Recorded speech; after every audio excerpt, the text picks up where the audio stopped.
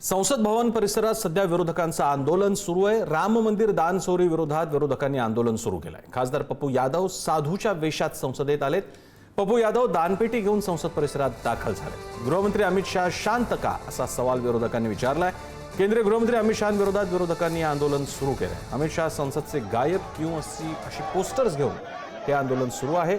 सर्वपक्षीय खासदारांनी हे पोस्टर संसद भवनाच्या परिसरामध्ये हातात घेतल्याचं पाहायला मिळतंय आणि यामुळे आता राम मंदिर आंदोलनाचा मुद्दाही नीट पेपर फुटी प्रकरण, विद्यार्थ्यांचं आंदोलन आणि या अन्य मुद्द्यांसह आता मोठं होताना दिसतंय।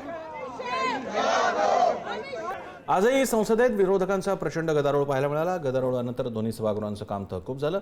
लोकसभा राज्यसभेचं काम 3 ऑगस्टपर्यंत तहकूब झालं। सोमवारी सकाळी 11 पासून पुन्हा कामकाजाला सुरुवात होणार आहे। त्यामुळे आजही संसदेत कामकाज होऊ शकलं नाही।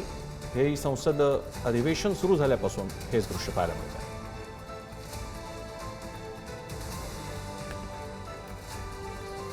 गृहमंत्र्यांचे हात विद्यार्थ्यांच्या रक्तानं माखलेले आहेत। ठाकरेंच्या शिवसेनेचे खासदार संजय राऊत यांनी ही टीका केली आहे। लाठीचार्ज, पॅलेट गन वापरूनही मोदी शाह संसदेत गैरहजर राहत आहेत, उत्तर देत नाहीयेत अशी टीका विरोधक करतायत। शहांच्या पुण्याच्या दौऱ्याला विरोध योग्यच आहे असंही राऊतांनी म्हटलंय। शहांच्या हस्ते टिळक पुरस्काराचं वितरण करणं आश्चर्यकारक आहे असंही ते म्हणाले।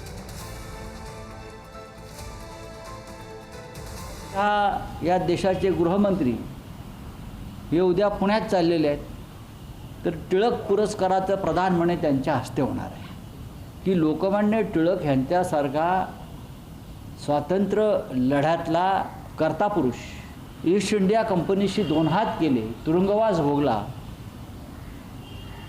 त्यांच्या नावाचा पुरस्कार सध्याच्या ईस्ट इंडिया कंपनीचे व्यवस्थापकीय संचालक अमित शहा यांच्या हस्ते देण्याचा घाट ज्या कोणी घातला असेल त्यांच्या बुद्धीची मला कीव येते।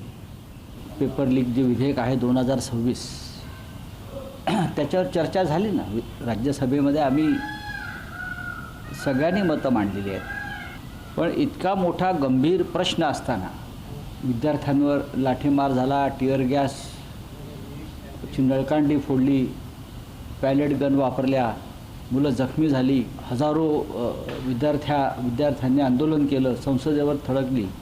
विद्यार्थी आणि परीक्षांवर बोलणारे पंतप्रधान हे संसदेमध्ये उपस्थित नव्हते, गृहमंत्री उपस्थित नव्हते, ज्या खात्याशी संबंधित नाही असे मंत्री उत्तर देत होते। त्याच्यामुळे विरोधकांनी वॉकआउट केला।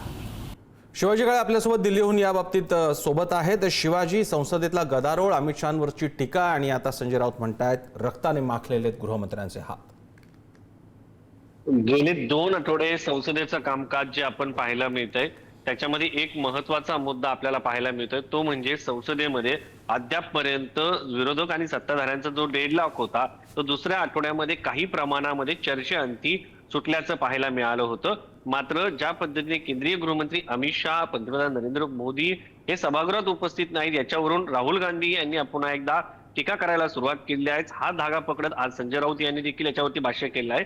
मात्र प्रसन्न सर, आता 3 तारखेला म्हणजे सोमवारी या सगळ्याच्या वरती पडदा पडण्याची शक्यता आहे, कारण सरकारच्या वतीनं काहीतरी मोठं विधेयक आणलं जाण्याची शक्यता आहे। ते म्हणजे ते कदाचित डिलिमिटेशन असू शकतं, कारण आताच काही तासापूर्वी आपल्याला माहिती आहे की किरण रिजिजू हे अमित शहा यांच्या भेटीला पोहोचले। ते संसदीय मंत्री आहेत आणि संसदीय मंत्री असल्या कारणानं ते या ठिकाणी पोहोचले होते। ते आता सध्या चर्चा करून येत्या आठवड्या म्हणजे पुढच्या आठवड्यामध्ये नक्की कसल्या विषयावरती चर्चा होते आणि कोणकोणतं विधेयक या सगळ्या संदर्भामध्ये आणलं जातं हे पाहणं महत्वाचं आहे। दुसरीकडे पंतप्रधान नरेंद्र मोदी हे स्वतः फ्रंट फूट येत विद्यार्थ्यांशी संवाद साधताना पाहायला मिळतात।